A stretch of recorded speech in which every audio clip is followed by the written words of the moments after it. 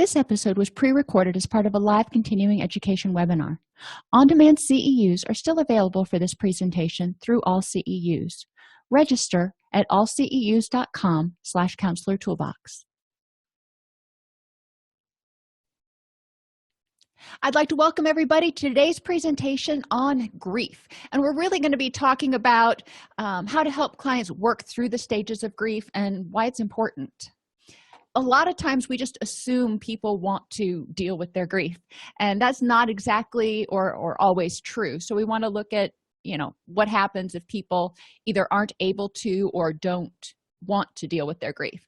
So we'll define grief, conceptualize it in terms of any loss. Now, a lot of times we only think about grief in terms of death, but there are a lot of losses that need to be grieved, both sort of existential as well as tangible. We'll identify how failure to deal with grief can impact a person, explore the stages of grief, and review activities and interventions to help people grieve. So what is grief? It's a label assigned to all of the emotions associated with dealing with any kind of loss. Now, when I think of grief, I think of Kubler-Ross: denial, anger, bargaining, depression, and acceptance. Done. And that's not it. There are pretty much there's all of the emotions that can be involved in the grieving process. I mean, there can be guilt, there can be resentment, there can be anger, but there can also be happiness when they think about the memories of that person. It's sort of bittersweet. So there are a lot of different emotions that are kind of tied up with that. People can lose different things physically. They can lose tangible things. I mean, I don't grieve. Well, I might grieve if I lost my mobile device, but you can lose tangible things. A pet, pet's not, whether you think of that as a family member or a tangible, whatever. You can lose abilities. People who are in a car accident who lose, the ability to walk, for example, or people who start developing Parkinson's who lose the ability to do fine motor tasks that may have been important. Or even as we get older, we lose the ability to see so well and we start having to wear readers and focus a little bit harder. So there are abilities that we need to grieve. And when we work with older adults, if you do that a fair amount, that that's a common issue, that people start feeling frustrated because their body's not doing what they used to be able to do when they were 20 years old. We can also lose freedoms. That's another thing that needs to be grieved. If people go to jail or lose certain liberties or freedom type abilities.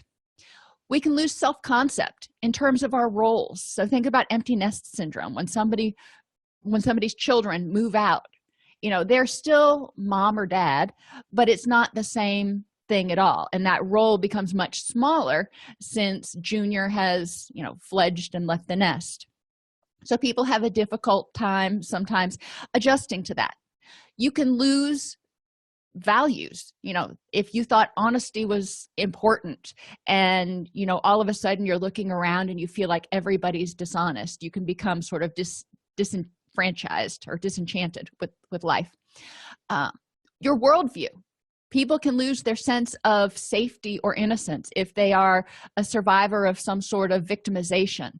Then all of a sudden, that's changed. You used to think of the world, and think about these kids in some of these schools where there's been mass shootings, or even ones where there haven't been mass shootings, but they've heard about the mass shootings. They used to feel safe at school. Now they don't. So there's a whole process of coming to terms with this loss of innocence and sense of safety. Dreams. How things should be. You have your dream that you're going to maybe grow up and get married and have 2.4 children and a dog and a white picket fence. That's supposedly the average American family. And things don't work out that way.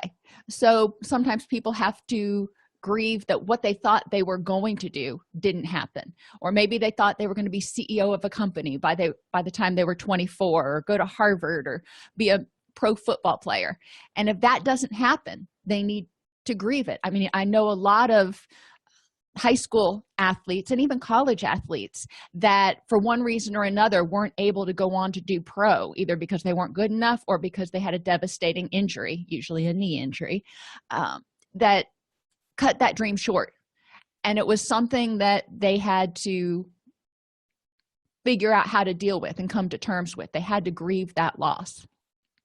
We can also have, and when I talk in terms of dreams and the way things should be, sometimes people look backwards and they wish they would have had a childhood that was more like Beaver Cleaver. You can't change the past, so they need to grieve that and come to terms with, okay, that kind of was not a good time, but what can I do now? And then socially, we can grieve the loss of relationships. Sometimes people lose relationships, especially in that college and late 20s sort of time, when people are actively going from college and starting new careers and getting married and having families. And you may have had this really close-knit group of friends in college or in high school. Then all of a sudden, priorities shift and y'all aren't hanging out for 3, 4, 5 days a week now. You're lucky if you can get together 2 or 3 days a month. So that type of loss, maybe it's not completely lost, but that type of loss and change of that role, because they're not the center of your kind of social world anymore, can be something that people may need to grieve and come to terms with. Primary losses also produce secondary losses, which also need to be acknowledged and grieved. So, for example, if you lose a spouse, that person's not there anymore. Okay, but what does it mean that person is not there anymore? All of a sudden, now you are not married anymore. You are a widower. And, what does that mean in terms of your roles, your identity, your security, your chosen lifestyle? So there are all kinds of things that can be lost. So let's think for a second, and please chime in, about what secondary losses might occur for these events. The death of a parent. When a parent dies, obviously they're not there anymore. You can't call them up and go, hey, how you doing, Mom? But you also may lose that sense, because that's your primary and your first attachment relationship. So that's your home base, your safety for a lot of people. And when the parent dies, even though we may have left the nest and be living on our own, it kind of rocks our world a little bit, because there's not that safe home base to go back to anymore. The death of a parent may also cause, frustrations in other areas of life. Separation or divorce. Again, we go back to, maybe you're not a spouse anymore. Now you're a divorcee, and that could also have its own feelings and connotations associated with it. Your finances are probably going to change. Your child visitation may change. You may be a single parent now, or you may be the one that has to visit your kids on the weekends, or that's going to change, and you need to come to terms with the fact that you're not a 24/7 parent anymore.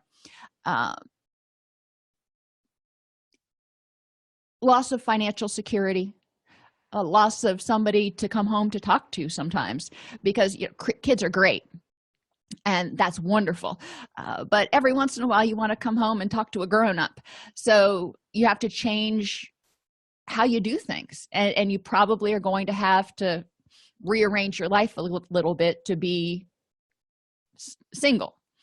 You also may lose common friends, and that's a really good point, because sometimes it's, okay, are you going to side with him or with her, instead of going, we have these common friends and maybe we'll socialize at different times, but we don't have to divvy them up like we divvy up the stuff. That's another thing, stuff. And it may seem petty at times, but sometimes stuff is very meaningful. The first first living room set you bought together, or whatever. Or maybe somebody wants to hold on to the other person's favorite chair to be vindictive. I've seen all kinds of things in separation. So there are things like that. Extended family members, that's another good point, that are following the divorce, and you may lose extended family members. If you were really close with your in-laws, then you may not be as comfortable socializing with them anymore. With miscarriages, there's not only the loss of the baby, but for a lot of women, they go through this questioning phase of, did they do something wrong? Were they not a good enough mother? Or would, what happened that caused that miscarriage, that they weren't able to bring this life into the world? And there's a lot of grief and trauma that goes along with that, not being able to do something that women have been doing for millions of years in this particular case. You can also lose friendships when others don't understand the struggle related to miscarriages. True, Brittany. Because miscarriages, some people say, well, how far along were you? And if you weren't far enough along in their mind, they're like, oh, well, so sad. But if you were, in your third trimester, then they may give you a little bit more empathy, when in reality, it was a life in your mind and in your body. And it's hard to adjust to that. And okay, injury or disability. You wake up and in the hospital, you've had a car crash and you're paralyzed from the waist down, or you have some sort of accident and you've got chronic pain from now on, or you have a stroke and half your body is partially paralyzed. Any of these things can happen. And for all of those, there may be secondary losses in terms of relationships. Some people may not be able to deal with it. There may be secondary losses in terms of what types of stuff you used to do. For any of those, if you used to like to rock climb or rollerblade or something, you may not be able to do those anymore. So you'll have to grieve those. There's the loss of control over your own body. There is potentially loss of occupation if if maybe you were a cop and now you're not going to be chasing down people. You might be reassigned to desk duty, but for many cops that doesn't go over so well. So thinking about all the different secondary losses that might occur. Maybe a lot of your friends used to go camping and hiking together, and now you're wheelchair bound, so that's not something that you can do. Losses of jobs. When you lose your job, you lose a source of income. Some people lose a sense of self-esteem when they lose their job. You also lose your work friends, and there's a lot of benefit of socialization in the workplace. So if you don't have those people, and especially if you're like a lot of people and you don't have a lot of friends outside of work, then you lose not only your job, but your primary social support system can be a real ding. Moving to a new place, if you're moving half a block away, it's one thing. If you're moving 3 states away, yes, we've got the internet, we can communicate now, but it's not the same thing as being able for the person who used to be your neighbor to come in and sit down and have a chat. A child leaving home, we've kind of talked about. And house fires, tornadoes, there's been a lot of wildfires this year, and people lose houses, and houses are stuff. That's true. But there's also a sense of safety that goes along with that. When you lose your stuff, now you're financially strapped, trying to get together and start life over again, new house, whatever. But there's also a sense of safety and security. Is it safe to go to sleep? Is, when it storms again, are we going to have another tornado? So people need to deal with the trauma issues as well as the grief and loss issues. So types of grief. Anticipatory grief. Experiencing anticipatory grief may provide time for the preparation of loss, acceptance of it, the ability to finish unfinished business, review life, and resolve conflicts. So people who are terminal, for example, can go through anticipatory grief, as can their loved ones. Older adults typically go through anticipatory grief. As they're getting older, it's kind of a slower process, but they prepare and they start figuring out, when they've made peace with what's going to happen. Normal grief, and I don't like that term, but it's the one that was used. Regular feelings, what is expected, reactions and behaviors to a loss. Grief reactions can be physical, upset stomach, headaches, difficulty sleeping, lack of energy, psychological, sadness, depression, anxiety, but also some happiness. If the person may have been suffering for a while, then you may have a sense of relief. Cognitive, difficult to concentrate when you're going through this grief reaction because you're in a state of threat, so to speak. You're in a state of shock and turmoil. And behavioral reactions, people may eat more, they may drink more, they may want to sleep more. There are a lot of different behavioral reactions, and we want to watch those in terms of making sure the person's not developing clinical depression.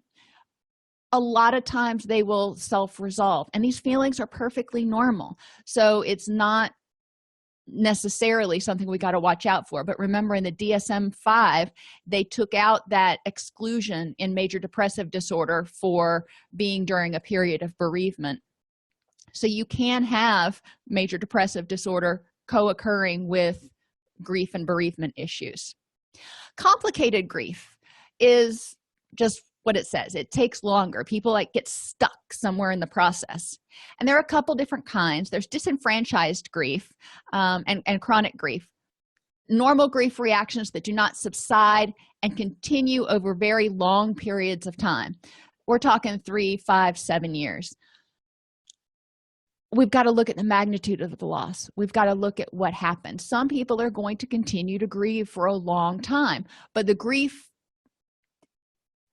overwhelming grief experience should get smaller. The number of days that are bad in a year should get fewer. There may still be occasional bad days, and it should get less intense as we're watching this person get further away from it. And if it doesn't, then that's what we want to think about in terms of complicated grief.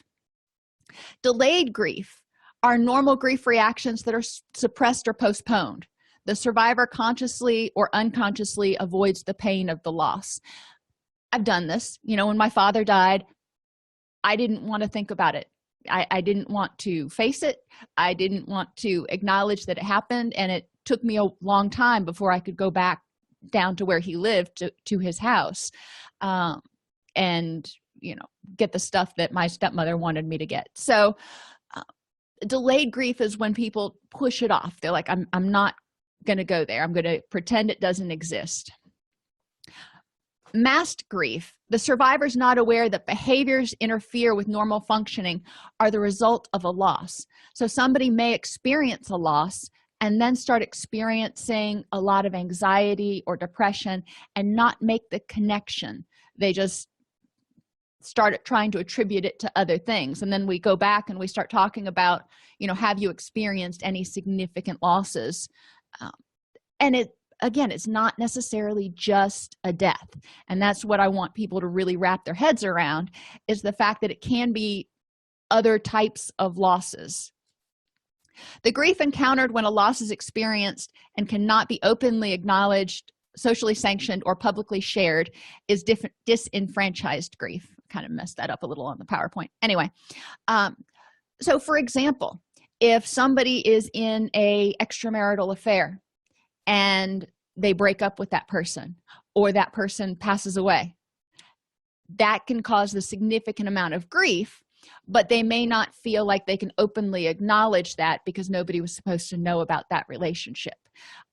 And there are a lot of other different things that may not be socially sanctioned that people may grieve. So we want to be as open as possible and receptive to what's bothering them. Another thing that I've seen a lot, and I'm a big old softie when it comes to animals, and a lot of people feel like they shouldn't grieve that much over their pets. And our pets are, we live on a farm, but our pets are part of our family, and every single one of them has a name. So when they pass on, if the chicken passes on, it's less impactful than if one of our dogs passes on.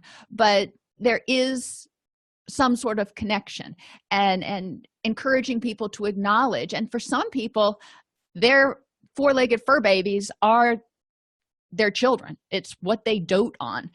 And so when that creature passes, it's devastating to them, and there's this big hole that's kind of left, like, well, what do I do now? So we want to make sure that we don't minimize, and we encourage them to not minimize their reaction. Stages of grief. this is the Kubler-Ross thing. Denial, going through numbness. They may dream about the person and try to find alternate explanations. Anger, this is a lot of times due to the unknown. What am I going to do now? Loss of control. How dare that person leave me, or how dare God for taking that person from me? They may fear death. It could bring to the forefront, this person died of breast cancer and or whatever, and so maybe I'm at higher risk of cancer now, and maybe I might die, and then they can start going down that rabbit hole. Isolation, if you lose a relationship, you may feel like you'll never get into another one. Or failure, shouldas and couldas. I should have been a better spouse. I should have been a better parent. I could have done this differently, and maybe this wouldn't have happened. So there can be a lot of anger itself as well. So anger takes a while to get through. And remember, grief is not a linear process. It's kind of wibbly wobbly all over the place. So people will bounce back and forth. Bargaining, and bargaining's more common in anticipatory grief, where the person starts saying, if this goes away, then I will do this, that, and the other. If this happens, if I get better, then I will go to church every day for the rest of my life, or whatever people want to say. But they start trying to bargain with themselves, with their higher power, with the universe, with anybody or anything that they think might be able to impact it. Depression sets in next when the person develops a realization of helplessness and hopelessness to change the situation. It is. And they start realizing that. And a lot of times I see people bounce back and forth between anger and depression. They get angry at feeling helpless and hopeless, and then they go back to feeling depressed. So getting them out of this back and forth leapfrog can be really important to moving to acceptance. And we're really looking at radical acceptance, that the loss occurred, and determining how to proceed from there.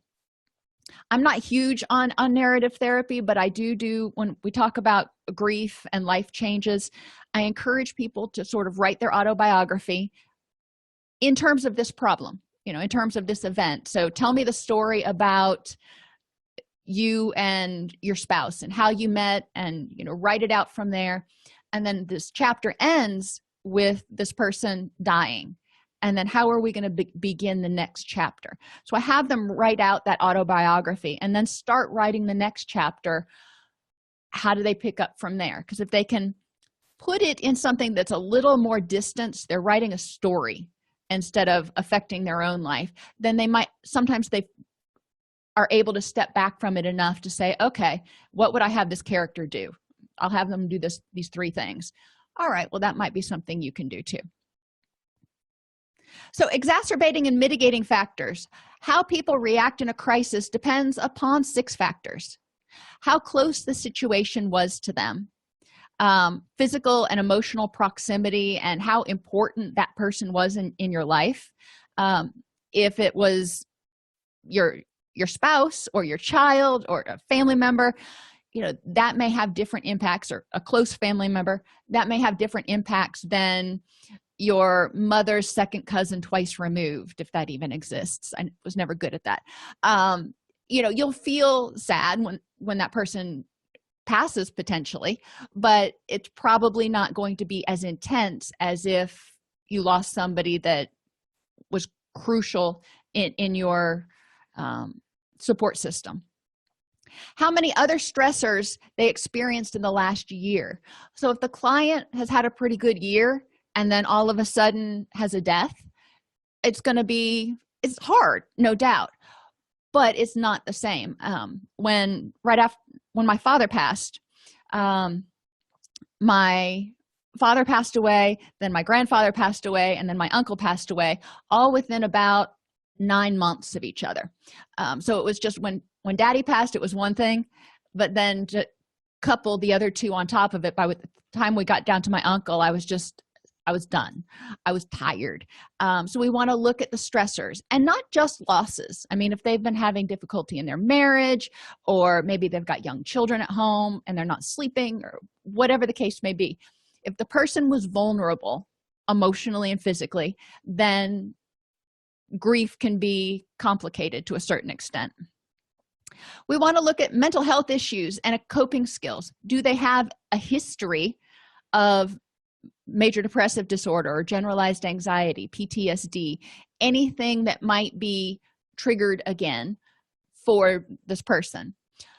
What are their social supports? If they've got good social support, they're more likely to move through this easier than someone who doesn't have social supports. What's their understanding of the loss? Do they get it? Can they comprehend what's going on? Kids may not quite understand what's going on. Adults, if they have somebody taken from them by crime or something, they may not understand where it came from or what happened exactly, and they may be searching for answers. And other losses, people may not understand what happened or why it happened.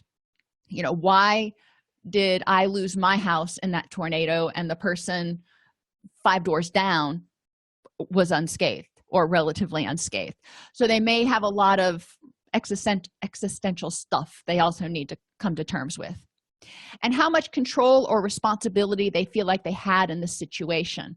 And this can go one of two ways. If they think they had ultimate control, but then they still had a loss, then they may feel defeated. If they felt like they had no control and they had that loss, then they may feel anxious that it's going to happen again because they were completely powerless. So we want to have them look at what parts of it did you have control over. Taking tornadoes, for example, when people prepare around here, we have a tornado plan in place, and we know what we're going to do, where we're going to go if there's a tornado warning. And that's as much as we can control. We can't control the storm. All we can do is make sure we follow our tornado plan. So helping people look back, and this is part of the cognitive processing therapy thing, to look at the big scope of things. What parts of this did you and did you not have control over? And that can help people start moving towards dealing with some of especially the underlying feelings of guilt and anxiety and anger that may be coming up. The impact of unresolved grief. Most people get stuck in either anger or depression. The anger often comes out as shouldas, couldas, and if onlys. I should have done this, or I shouldn't have. I could have done this, but I didn't. And we want to look, hindsight's 20/20, and remind people of that.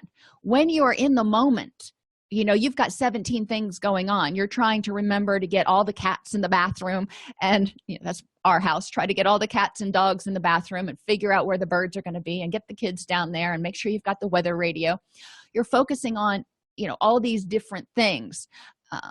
And when you're outside of that, after the crisis is passed, you don't have the time pressure and you're not juggling all those things, and you can look and go, oh, it would have been nice to remember to do something else. But we need to make sure that clients can look back and realistically appraise the situation, so they're not beating themselves up with shouldas and couldas. And if they find something that realistically they think they should have done, how can they make sure that if this situation happens again, that they're prepared? They can get direct anger at themselves. They can direct anger at others. You should have. You could have, but you didn't. Why didn't you do this? And this can even be directed at emergency management for not sending out warnings quickly enough, or not having the right storm track. At their higher power, if there is a higher power, then why did he or she let this happen? So we want to really thoroughly encourage clients to explore anger so they can address it. If they have that thought, then let's talk about it and figure out what to do with it. Depression is the hopelessness and helplessness. I don't know how to go on. And the person can feel hopeless and helpless I don't know how to go on. I don't know how to exist without these other people or without this job or this house or whatever it is. They may have depression in terms of a sense of hopelessness that others or their higher power will be there to help them, and they might feel resigned or abandoned. So let's go through these stages real quick. Denial is the mind's way of protecting people from what lies ahead. So the action strategies here are facing the loss, and this will happen in its own time. Sometimes people are not ready to face the loss, and they just can't quite fathom it. It all still seems very surreal, especially if the loss is either unexpected, like a car accident. You just kind of keep waiting for the person to walk through the door, or if it's an expected loss when you first find out about it and you're just kind of sent reeling for a few minutes. Facing the loss doesn't happen right away, and people aren't going to do it right away for the most part. They may go into crisis mode trying to fix and solve and bargain, but they may also just kind of try to bury their head in the sand and go, this isn't happening. So we want to encourage clients to get to the point where they can face the loss over time, and everything will happen for clients in a different timetable. This denial phase can last anywhere from 1 to 3 months, so you want to take that in mind. It's not a 2-day sort of thing. They may deny certain aspects of what happened. They may deny it's impacting them. They may deny, you can keep going on with what might be denied, but it's their mind's way of protecting them from kind of what lies ahead, and they want to believe that it didn't happen. So we want to identify some of the dialectics which might accompany each loss. If there's a death of a loved one, and remember, dialectics is looking at the positives and the negatives. When my grandmother died, she had a wonderful wake, and it was very, very sad when she died. However, I am so blessed that she was in my life, and I focus on that. And she wasn't in pain anymore because she had 3 bouts of breast cancer.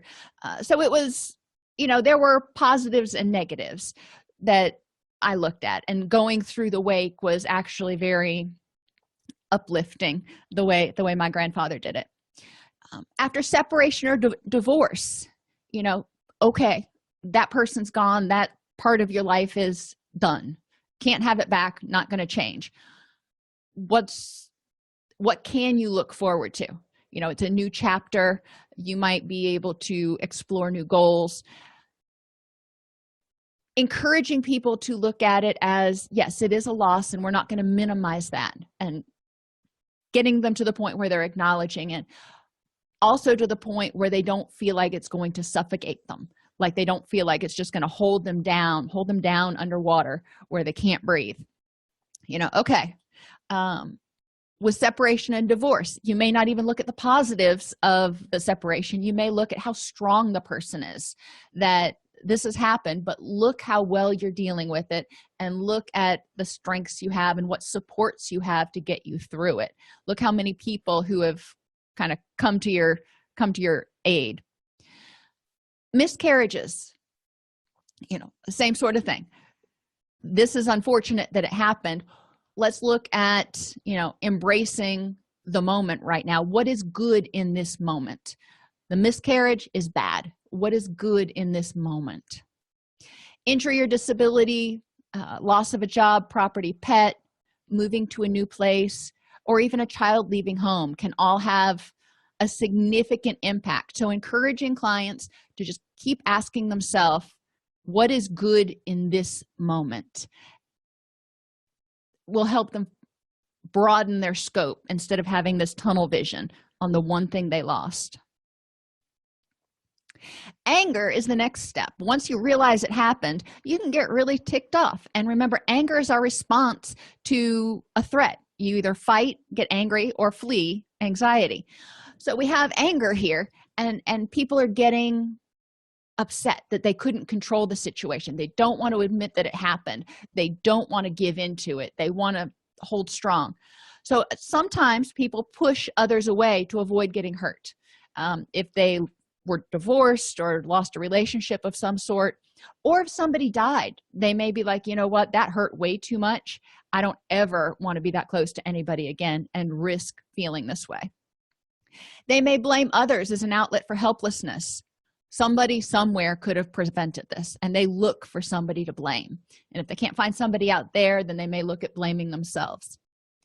They may blame themselves to try to regain some control or prevent it from happening again, or just maybe they feel like they need to make themselves suffer. So they may blame themselves for, not doing something. And anger may also cause them to question their belief system and world schema.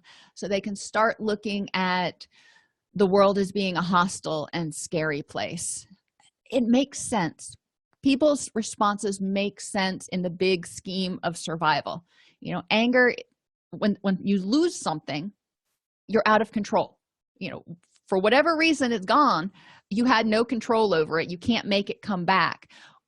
As humans, we don't like to be out of control. So it makes sense that they're trying to find an understanding. They're trying to find a way to put blame or get control of it so it doesn't happen again. Action steps. Identify what the loss means to the person. If they're angry, what other losses might they have experienced? If they're scared, what are they afraid of and why? And if they're depressed, have them finish the sentence, I feel helpless to, or I feel hopeless to, or that. Some of these sentence completion things, if you just give them a worksheet with, for example, I feel helpless to written 10 times, and I feel hopeless to written 10 times, or I'm afraid of written 10 times, and have them complete the sentence. Sometimes that helps people start to process and really dig deep. The next thing we need to do is validate people. We help them identify what the loss means to them, then validate how hard that must be and how scary it must be. And examine all of the stated beliefs for the anger, the fear, and the depression in terms of cognitive distortions. Are they using all or nothing thinking? Maybe they're scared that they're never going to find anybody and they're going to be alone forever. Okay, well, that's kind of all or nothing thinking. And that's also possibly emotional reasoning. So you want to just kind of go through their statements and help them look at them and see, is there basis in fact? What part of this do you have control over?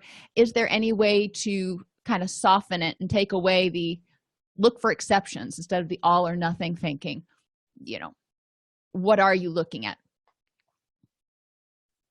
Bargaining. If I do X, Y, and Z, maybe I can wake up and it'll all have been a nightmare. I think all of us have done that at one time or another, bargaining either because of grief or we had a test coming up or whatever. Bargaining contributes to depression because the person wakes up every day hoping the reality is different, and it's not. Hope is squelched every morning. They get up and realize that person's not laying beside them anymore, or they're not in the house, they're in a shelter somewhere because their house burned down. Action steps. Help the person stay in the present reality and point out how bargaining creates frustration and more exhaustion for them. So we want to help them focus again on how can you make this moment better? Can't change that, can't predict the future. How can we stay present in this reality as it is and start moving forward? And it's hard and it hurts, no doubt. Depression, hopelessness, and helplessness have set in. The reality that the loss has occurred and it can't be changed. Not trying to bargain, not trying to bully our way through it. So the action steps here are helping clients identify what can't be changed. When my father died, obviously I don't have the power to bring him back. What can be changed henceforth, and how you deal with that loss. For example, I had to figure out, am I just going to push that back here and sort of pretend he never existed, or am I going to share memories of him with my kids? How am I going to handle that? And so the action steps become, what do you do with this loss? This loss has impacted your life, and whatever it was before it was a loss impacted your life. What are you going to do with that? Acceptance is accepting the reality of the loss. It doesn't mean liking it. It means accepting it is what it is, and there's nothing you can do to change it. So how can you improve the next moment? How can you continue working toward a rich and meaningful life? Action steps include exploring how life will be different and the same since the loss. Too often we focus on the differences. One of the things people need after a loss is stability. So let's look at what stuff is the same. What didn't you lose? What do you still have? Sometimes that makes people feel more settled. And this is a time we can really focus on strengths as well, and resources that the person has. What friends do you have? What resources do you have? And they can see that, okay, maybe their whole world didn't fall apart. Make a plan to change the things that you can. Maybe if your spouse died and you're living in a house that you can't afford on your salary, now you have to move to a smaller house. Okay, so let's make a plan for how you're going to make that happen. If that loss can be prevented from recurring, take proactive steps. A house fire, for example, can you prevent that from recurring? Maybe having fire alarms that are make sure the batteries are good, or moving from a place where there's a high risk of wildfires. Some people choose not to because they love their view and they're willing to take the risk. Same thing with hurricanes. Some people love to live on the beach and they're willing to take the risk of a hurricane. But taking those proactive steps, developing a hurricane or a tornado preparedness plan, and looking at ways that you can prevent that loss from happening again. Grief's not a linear process. Most people experience grief surrounding a loss for at least a year, and usually it's closer to 18 months to 2 years. Holidays, anniversaries, and reminders, including people, places, and things. And Brittany commented that one thing that can be challenging is clients sometimes look at those preventative steps as reasons to blame themselves, and that is very, very true. So we want to look at addressing any of that self-blame or any of that grief when we're working on helping them develop a plan for feeling safe and moving forward. We don't know everything. We don't, things that you never thought you should have to plan for sometimes come up and you're like, oh, I didn't see that coming. So making sure that we normalize what people did and didn't do, and we point out that they've got more knowledge now than they may have had before, and moving into creating that prevention plan. That's much farther down the line. You're not going to be working with a rape victim and go, okay, well, how can you prevent this from happening again? That would be so callous. You want to look further down the line, and increasing your awareness of your surroundings, for example, could be something. If somebody was attacked, maybe walking to their car after work and figuring out what steps they can take. And there's a fine line between really hitting this hard and keeping them from going into too much self-blame. So very good point. So grief comes up with holidays, anniversaries, and reminders.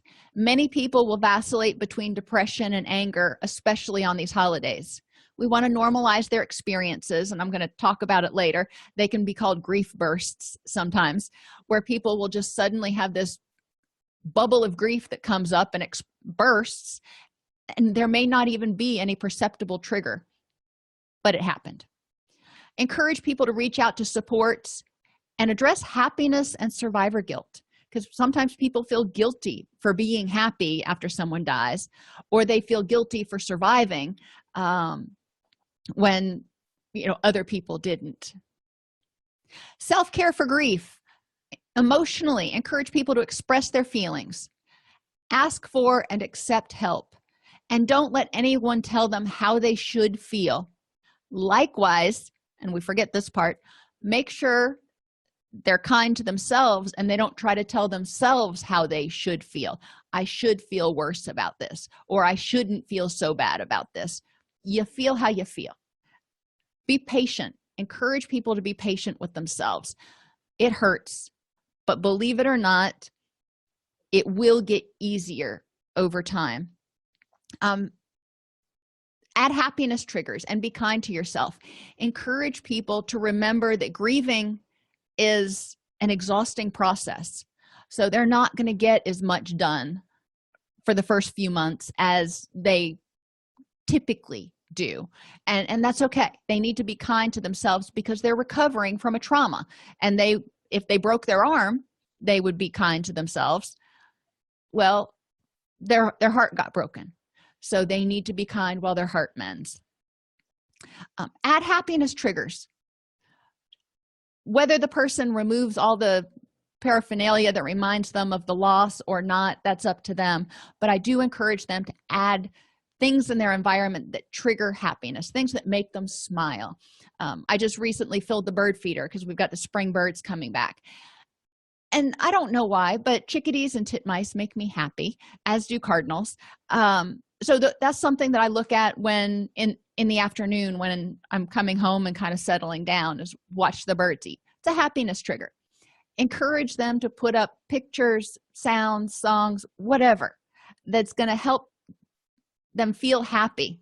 It might push that happiness button each day. Have them embrace the dialectic. Whatever it is, it's gone, but I have the memories or what I learned from it. Or I cannot change it, but I can impact how it continues. I can change how it continues to impact me. So we may not be able to change what happened. However, we can choose how we let it impact us henceforth and forevermore. Have people identify feelings which might occur with each loss. And this you can do in a group if you're talking about grief in general, or you can have them focus on the one specific for them. But for you guys, I want you to think about different feelings. When there's a death of a loved one, we experience a sense of loss. We experience a sense of sadness and depression that person's gone. We may experience a sense of guilt for not doing things before they died. We may experience a sense of relief because we're not worried that they're hurting anymore. The list can go on. We also may experience a sense of happiness that person is at peace. And it really depends on your spiritual connection and where you think things are and how you come to terms with loss, what feelings might be, and the circumstances of the loss itself that people need to deal with. Separation or divorce, miscarriages, injury or disability, loss of a job, property, pet, moving to a new place, and a child leaving home. I'll take child leaving home for 400, Alex. But my son is getting ready to go off to college in August. And I'll admit, there's some worry and concern, and there's also some happiness and elation and all kinds of emotions that are kind of going on with that. So it's important to address all of it and look at it, and instead of looking at it as a loss, looking at it as a job well done. And he's moving off and on. That's how I deal with it. But knowing that there are multiple layers of feelings and they're not all dysphoric, and I don't want people to feel guilty for feeling happy or elated or relieved. I want them to just identify how they feel. Physically, people need to get plenty of quality rest so their body can rest and rebalance. They don't reduce their immunity, yada yada. Unfortunately, after a loss, a lot of times it's hard because people lay down and they're quiet and they're alone with their thoughts. We need to talk to clients about what can you do to help you deal with being alone with your thoughts when you start remembering saying goodbye to that person, or you start remembering whatever the loss is and the anger comes up, or whatever you do. How can people lay down and be quiet and be still without getting themselves emotionally charged. We can talk about progressive muscular relaxation. We can talk about meditation. We can talk about a variety of different things, that techniques people can use to help them get to sleep, so they don't dread going to bed knowing that as soon as they close their eyes, they're going to go into an unhappy place. Encourage them to exercise, eat a healthy diet, avoid alcohol. Alcohol disrupts quality of sleep. It's also a disinhibitor, and it messes with the neurochemicals, which can increase people's depression. And have them pay attention to persistent changes in eating, sleeping, mood, or energy levels, anything that could indicate the onset of major depression. Psychologically, grief is a crisis period, so it's a time for people to not try to remember everything. Write it down. Simplify your life. This kind of goes along with being kind to yourself. Encourage them to set short-term goals. When things are in flux, it's hard to know what's going to be happening 3 years from now. So short-term goals: what are we going to get accomplished this month? What do we need to do next month? And work in small chunks until things sort of settle down. Encourage people to distract themselves and engage in pleasurable activities at least once a week, preferably every day. 15 minutes of happiness for every day. Start writing the next chapter in your story. We talked about that. Now that you've experienced this loss, that closes a chapter. So what is your protagonist going to do in the next chapter? And plan ahead for grief triggers, knowing that holidays are going to come up, knowing that there's an anniversary, or driving past where the car accident happened, or whatever it is, maybe a trigger. Plan ahead for those. Plan a way to deal with those triggers so the person doesn't get stuck in their thoughts again. Myths and facts. And the reason I included this in here, a lot of this is second nature to us. We wouldn't even think about it, but a lot of clients do. So we want to remember to think about grief from their perspective, not things that we know are myths, because they may not realize that they're myths. So myth number 1: the pain will go away faster if you ignore it. No, ignoring your pain or keeping it from surfacing only makes it worse in the long run. For real healing, it's necessary to face grief and actively deal with it in their own time. It's not time to say, okay, you're in here, let's rip off the Band-Aid and start talking about it. People will move through it in their own time, but just ignoring it and expecting it to spontaneously resolve isn't probably going to be effective. Myth number 2: it's important to be strong in the face of a loss. Feeling sad, frightened, lonely, angry, it's normal. Crying doesn't mean people are weak. And for a lot of families, it's important for children to see normal expression of emotion, not, well, mom and dad aren't crying and they're pretending everything's okay, so maybe I'm not supposed to. That's not okay. Well, it can be okay for certain families. Let me take that back. But you don't have to be strong in the face of loss. Being strong can also mean showing your emotions.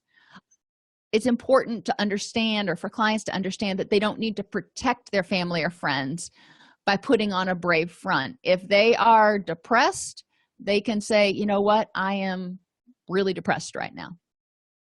Myth number 2: if you don't cry, it means you're not sorry about the loss. Well, crying is a normal response to sadness, but it's not the only response. Some people don't cry. Some people go to the gym and work on a punching bag. Some people go on a run. Some people write. Some people sing. Not everybody is going to weep. And it's just how you experience and how you express sadness. Grief should last about a year. There is no right or wrong time frame for grieving. How long it takes differs from person to person. What makes it complicated grief is if it seems like the person gets stuck in a phase and quits moving forward. But sometimes, especially depending on how important that relationship was, how critical it was, if it happened out of order, there are a lot of things that can complicate grief. and it may take longer to get through. Moving on with your life means you're forgetting the one you lost. No, the fact is, moving on means you've accepted the loss, but that's not the same as forgetting.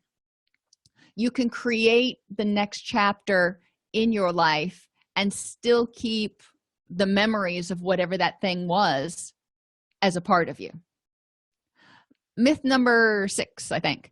Friends can help by not bringing up the subject.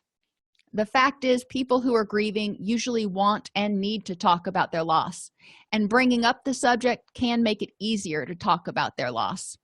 My aunt had cystic fibrosis, and when I was little, I think I was 8 when she passed away, but for a long time, I kept wanting to talk about the loss and what happened, and I was trying to make sense of it. I don't remember back that far, but I remember when I was going through my grief class in college, a speaker came in and we started talking about how many times does a person need to tell their story before they finally can quit telling it.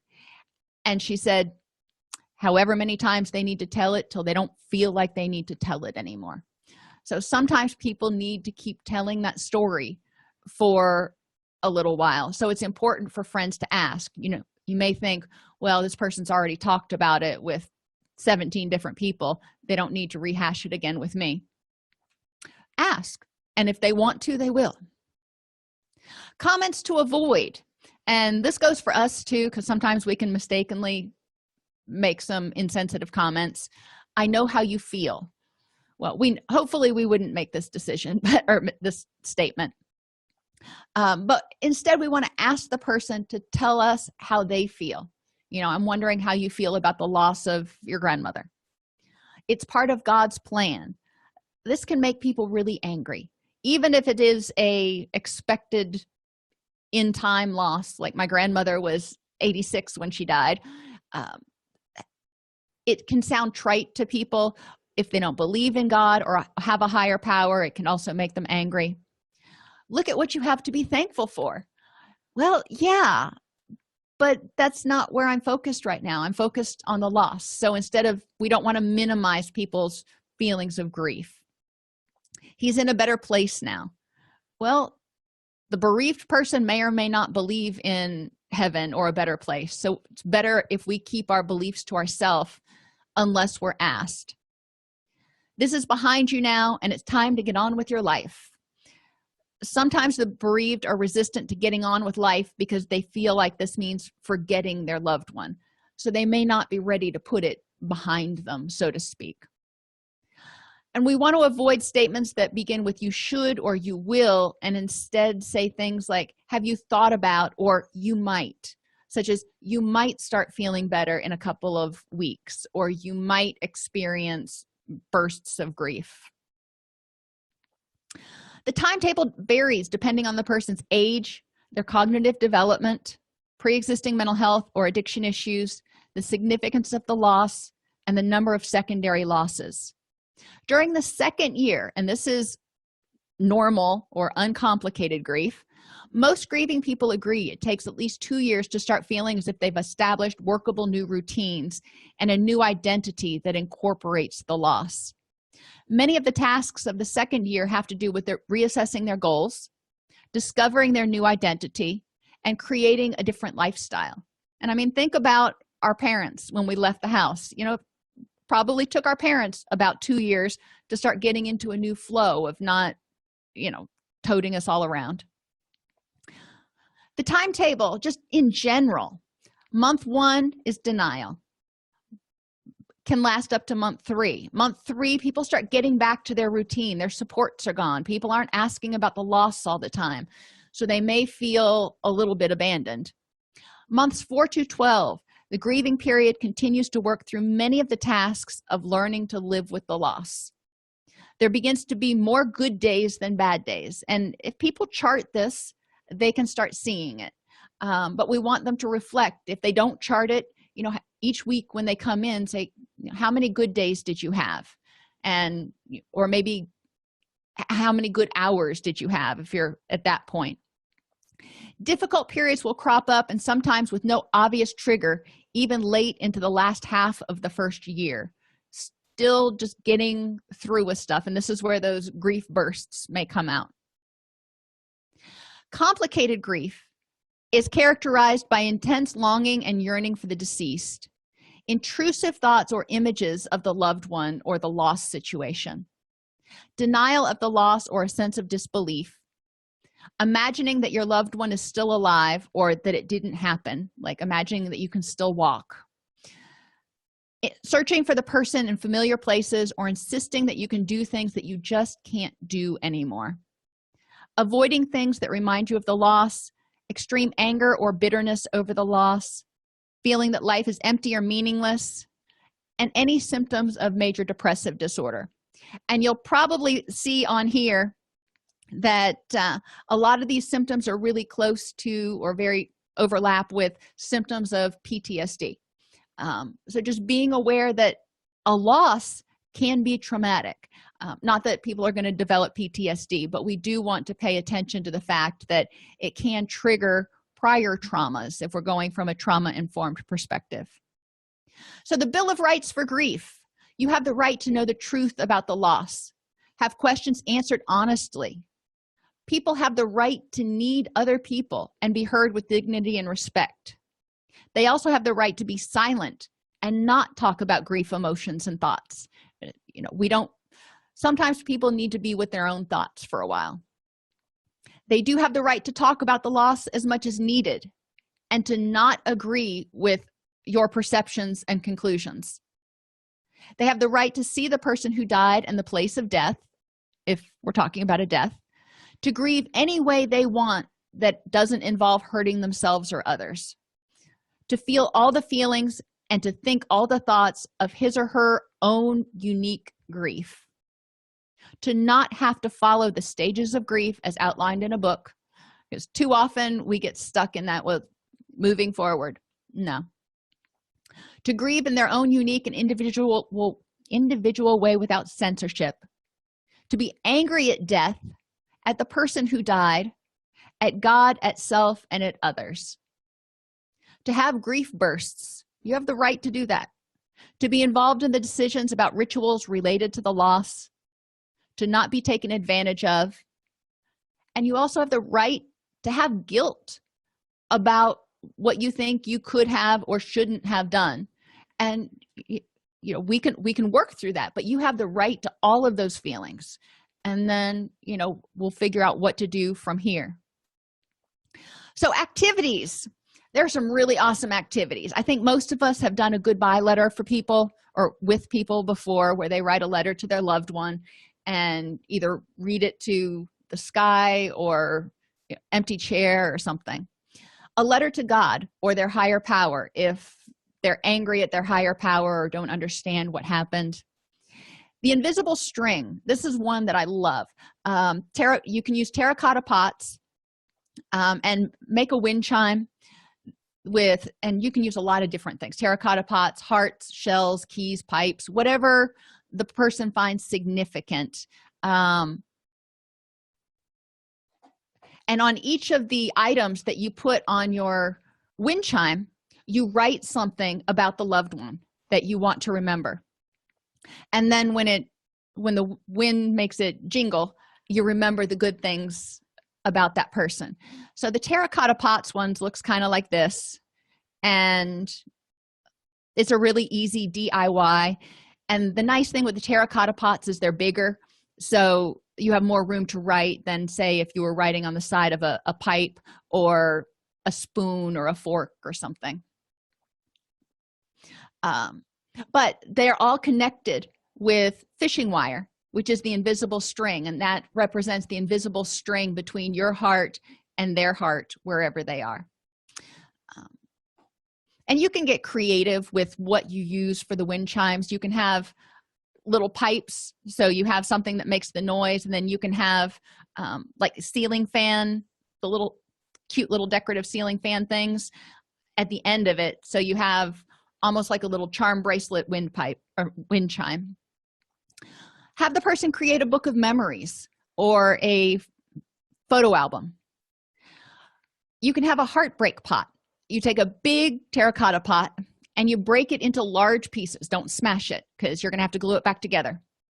Using paint pens and markers, have each family member write on the inside of the broken pieces what they're grieving, what their loss is, what they're afraid of, and write that on the inside. On the outside of the pieces, write about or draw the sources of their support and their happiness from that person or whatever. And then you glue it back together. And the glue obviously represents putting back together a broken heart. On the outside, we're seeing the strengths and the supports and to help deal with what's on the inside, which is the fear and the anxiety. Jenga. This is awesome. I found this activity on Pinterest today. Somebody took Jenga blocks because recovery is a building process, and they wrote a question on each block, like, what is your favorite memory about the person? What's the hardest part of the loss? What is something you learned from the loss or from the person? What's something you did to make yourself laugh this week? Because we want to focus not only on the grieving process, but on the recovery process. So each time somebody pulls a Jenga block, they have to answer the question that's on it, and then they set it on the tower in order to continue to build the tower of recovery and in order to continue to make that strong foundation. And this is obviously you're building it up instead of doing the typical seeing how many you can pull out, but I guess you could do it either way. So losses encompass more than death of a person. It can be loss of property, loss of hope, loss of dreams. Failure to acknowledge losses can cause unhelpful reactions in similar future situations. So it's important to explore feelings and reactions in terms of their functionality. How are they benefiting the person? If the person is really angry, how is that protecting them? What is the source of their threat? What is their source of their sense of hopelessness or powerlessness that we need to help them look at? It takes at least a year, usually 2, to deal with significant losses. Many times there are multiple ancillary losses that also need to be addressed. So, you can have this be an art project if you want to. You can do mind mapping, where you just have them start writing and draw a circle and a line. Research has found that if you keep your hand moving, that your mind will be more free associating than if you stop and you start to think. So it does less censoring if you're keeping that hand moving. But you can also do a project where you have a sunflower or a rose or a onion or whatever you want, anything with layers that you can have the person write on in order to identify any ancillary losses that they may be going through that might need to be addressed. How people deal with grief and loss varies widely. Grieving is a form of crisis for anybody. So the body is on high alert, which likely impacts sleep, eating, energy, and wanting to work or socialize. That's normal. I don't want to pathologize that. If it gets to the point where it's causing significant distress and significant impairment in functioning, then we need to look at intervening. Minimizing vulnerabilities is important to reduce unnecessary frustration and avoid confirming helplessness. So encourage people to get enough sleep, and because it's harder to deal with life on life's terms when you're exhausted. Eat a good diet so your body can make the neurotransmitters and rebalance and help keep you from getting sick, which again can make you feel run down and make it harder to deal with life on life's terms. Ultimately, it's hoped that the person can identify how they're stronger or better off from the experience, from knowing the person, from the job they had that they lost, from whatever. They can remember some of the good times. Do your clients need a little help staying on track between sessions? Are you looking for a great aftercare resource? Look no further than DocSnipes.com. For as little as $15 per week, Dr. Snipes provides concierge coaching services to clients through online weekly groups, chat availability 7 days a week, and members-only resources. Learn more at DocSnipes.com.